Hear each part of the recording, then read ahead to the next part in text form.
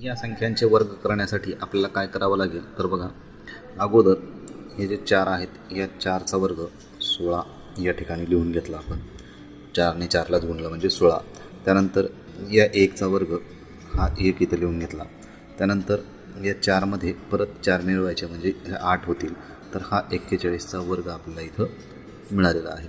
त्यानंतर आता 61चा वर्ग आपल्याला करण्यासाठी या 6चा वर्ग म्हणजेच आपल्याला इथं लिहून घ्यायचा आहे आणि या 1चा इथं लिहून घ्यायचा आहे. त्यानंतर या 6मध्ये 6 मिळवल्यानंतर आपल्याला काय पाहायला मिळतील तर 6 आणि 6 12 होतात. परंतु इथं काय करायचं आहे, 2च लिहायचे आणि 1 हा इकडं हातचा द्यायचा आहे आणि तो आपण लिहून घ्यायचे. नंतर 6 आणि 1 7 आणि हे 3.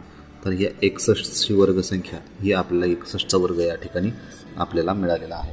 अगदी तशाच पद्धतीनं या संख्येचा सुद्धा वर्ग तुम्हाला करता येईल. तो करून कमेंट करा.